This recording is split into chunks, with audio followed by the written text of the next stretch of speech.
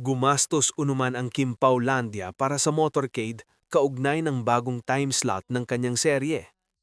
Sa mga ganitong usapin, mahalagang tandaan. Madalas, ang mga motorcade o promotional events ay pinopondohan ng network o production team, hindi personal na gastos ng artista.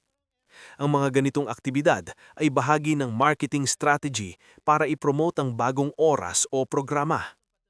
Kung may kumakalat na claim na sariling pera ng artista ang ginamit, posible itong haka-haka o hindi kumpirmadong impormasyon maliban kung may opisyal na pahayag. Sa totoo lang, kailangan maging maingat sa ganitong balita. Yung claim na gumastos ang Kim Paulandia fans o si Kim Chu para sa motorcade ay lumalabas ng sa mga commentary videos at chika, hindi sa verified news reports. Ano ang confirmed facts? Totoo na may bagong primetime slot ang serye nilang The Alibi. Ayon sa mga ulat, maayos ang transition at kontrolado ang sitwasyon ayon mismo kay Kim. Ano ang hindi sigurado? Walang malinaw na ebidensya na si Kim mismo ang gumastos o fans ang nagpondo ng motorcade. Posibleng fan initiative o network promo activity lang ito, karaniwan sa showbiz. Opinyon ko, hindi siya dapat agad gawing issue. Sa industriya, normal ang motorcade at promos kapag may bagong show o time slot. Madalas, fans o management ang gumagalaw, not necessarily personal money ng artista. Mas nagiging issue lang siya dahil fandom rivalry, speculation sa social media. Walang solid na patunay na personal na gumastos si Kim Chu. Mas safe na tingnan ito bilang promotion hype plus fan activity, hindi confirmed kontrobersya. Ang sentro ng usapan ay si Kim Chu at ang sinasabing motorcade para sa bagong time slot ng kanyang serye. Yung Kim Paulandia naman ay tumutukoy sa fandom niya. Sa showbiz, hindi bago ang ganitong klase ng eksena. May motorcade, may fan-led promotions, may ingay sa social media. Pero ang problema, nagiging exaggerated ang kwento kapag kumalat na online. Pangalawang punto, bakit ito nagiging issue? Hindi naman sana malaking bagay kung tutuusin, pero lumalaki dahil sa 1. Fandom culture. May kanya-kanyang fandom na nagtatanggol o kumukontra. Minsan, simpleng promotion nagiging competition. 2. Misinterpretation.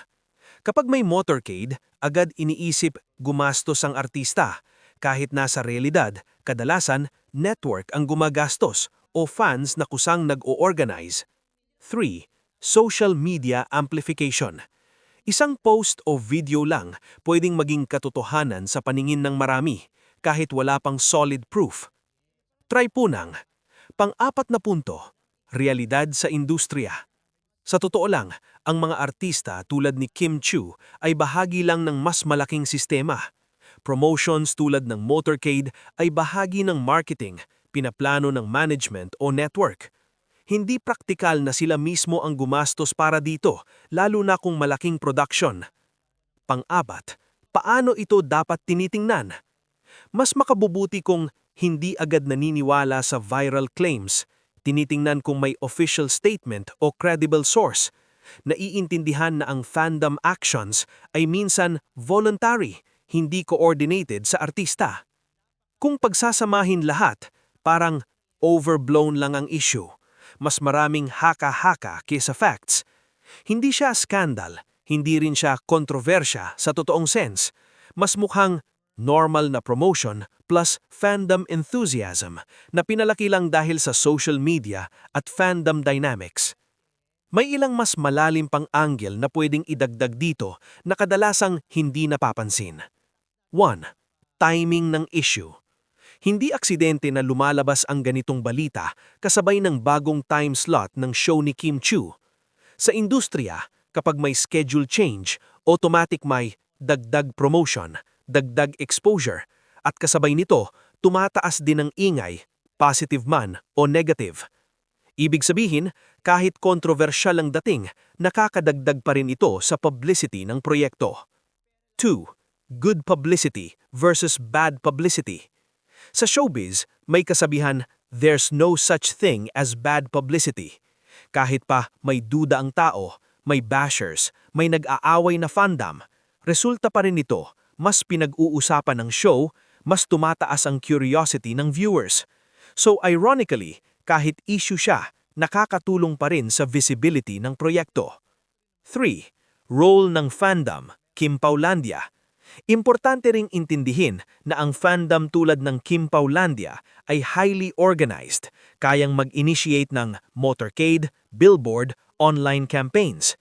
Sa maraming kaso, ginagawa nila ito voluntarily, hindi direktang utos ng artista.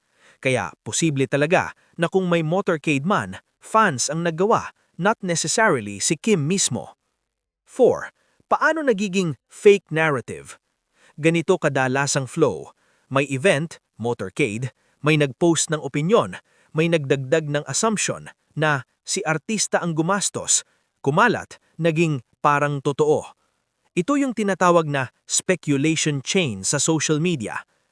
Panglima, bigger picture, media literacy.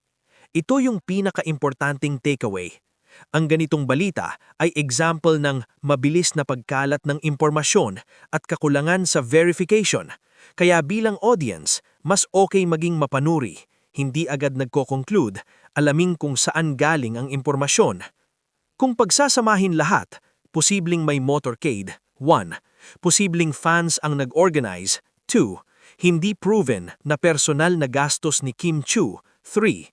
At ang pinaka-realistic na tingin dito, isang normal na showbiz promotion na pinalaki lang dahil sa social media at fandom dynamics.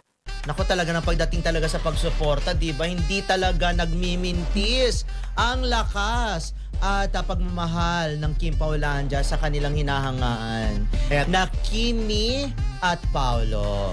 Eto na nga, Kim Paulandia gumastos sa motorcade para sa bagong time slot ng serye. Ayun nga, actually, kanya-kanyang kanya-kanya ng paandar mga fandom. Diba? Yung iba nag-motorcade, yung iba via social media, doon sila nag-iingay. Talagang pinapakalat nila na eto yung support nila.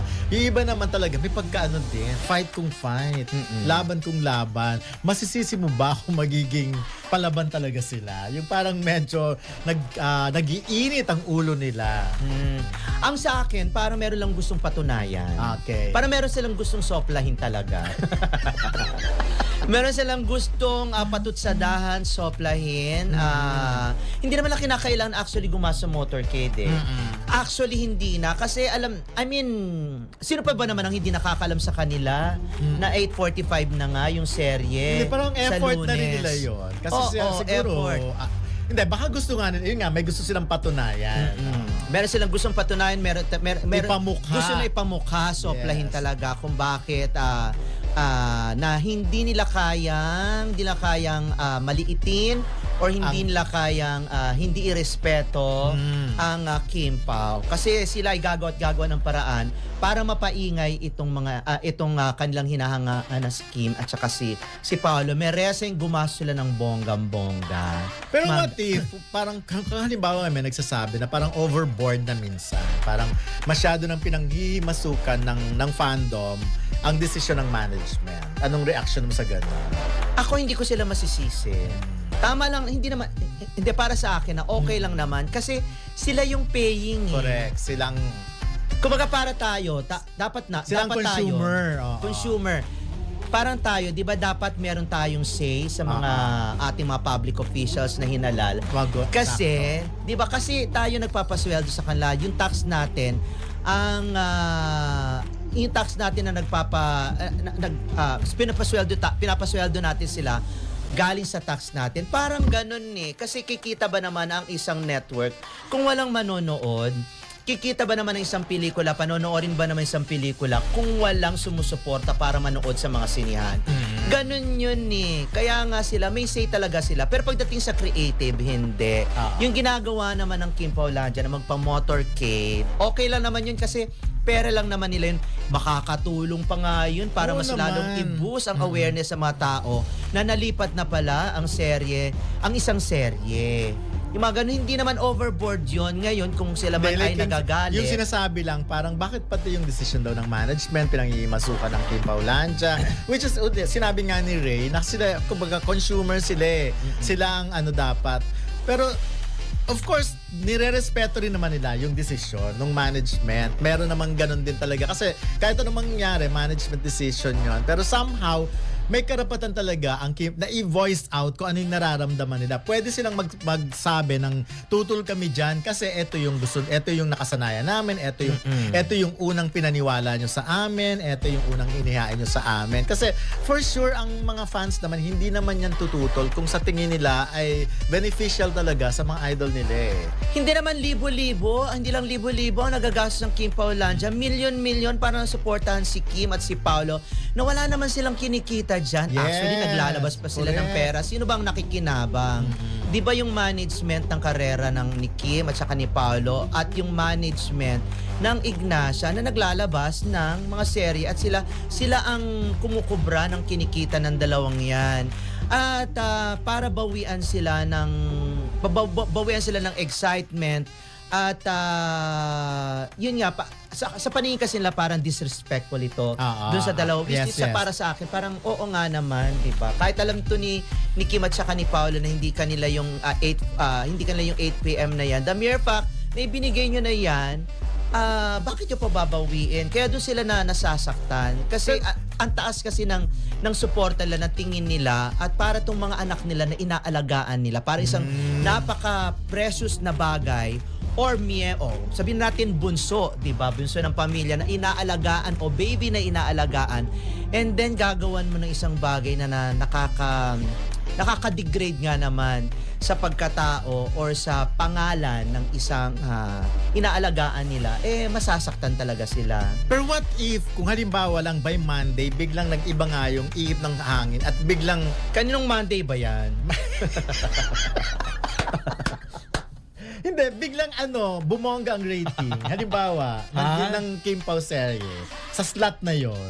Bumongga yung rating. Oo, biglang bumongga ang rating. Kumbaga, O, di maganda. nakuha ng management na-trigger niya yung mga Kim Paulandia, yung mga fans na panoorin nyo to. So, gumanda yung rating, mas baka. Dahil lang sa motorcade. Sa iba-iba pang paraan, mas bumongga pa kesa sa first slot yung rating, di ba? So sabi ng management, I told you so, di ba? Hinay-hinay lang kasi alam naman namin kung paano ito pala Kung hindi naman- patakbuhin. Hindi naman dapat i-attribute yung success na Sa management. Oo, sa management. Hindi naman i-attribute 'yan. Meron nga mga pelikulang hindi naman kumikita, meron mga Correct. serye hindi naman nagre-rate, di ba? So hindi i-attribute. Siyempre dapat i-attribute, i-credit 'yan doon sa mga sumusuporta talaga. Ako naniniwala kung mas Sumusuporta at tataas. malaking bagay yung motorcade Malaking bagay yung motorcade, yung pagpapaingay para at least makahamig pa ng mga viewers. Ngayon hindi natin alam katulad ng sinasabi nila, mga worries nila, baka nga hindi ito mapanood ng mga seniors. Ayun Sa free nga. TV kasi nga, syempre, mapupuyat yung mga yan Yung mga bata hindi makakapanood. Though, meron lang age bracket na pwedeng manood niyan. Pero yung mga nag-aaral, yung mga nasa high school, yung mga nasa college na nagre-review, baka hindi lang mapanood yan. Kaya nga ako, let's hope and pray for the best. Talaga, kumbaga maging blessing in disguise yung sinasabi ko na parang kung nilagay yan sa second slot, mas tumaas pa talaga. Yung ratings, yung viewership, talagang mas may mapatunayan. Ako dalawa lang talaga niisip ko, it's either kumubra ng attention at mag-rate itong 8 PM slot na to doon sa bagong nilagay or dyan, or more on or mas mag-rate pa yung kabila ayun nga. dahil sinuporta ng Kim Paulandia. Eto gusto nyo, sige, eto ibibigay namin sa inyo, manigas kayo. Yung Nakakaloka, parang diba? ganyan. Actually, yun yung sinasabi ko, what if kaya kung hikaya, kasi may nababasa ako, hinihikaya talaga nung Kim Paulandia, yung fandom, na panoorin yung kabila. Oo, at mas ang nito. nagtagumpay pa, yung Kalabang Channel. Kasi nabasa ko sabing ganyan, ay nako, hindi naman ako nanonood ng show ng kabilang ganyan, bla bla bla, yung Yun ang title. Pero ngayon sa Monday, papanoorin ko sila para lang mapatunayan sa kanila na mali ang ginawa nila. Yung mga ganong tipo. Yun nga lang, paano nga kaya kung hindi nagtala ng magandang ratings yung 8 PM na yan doon sa serye? Okay, doon sa bagong serye. Na action sa bagong serye. Paano kaya? And then, ang bumonggang ang ratings Yung ay sa yung... kalaban. Hindi, yung kalaban, Yung second hindi slot. yung second slot. Oo. Paano Hindi, kaya? kung ganun nga So, eh. ibabalik ba ulit yun? Ano to, magkakaroon tayo ng rigodon? Sige, itodo na O, natin. sabihin na natin. Mas bumongga yung second slot kaysa sa first slot. Yung sa first slot na yun, mas bumongga yung Mas katapat. bumongga yung katapat. Okay. O, paano yun? Di mali ang desisyon. O, di paano kayo? Di dapat Alam mo?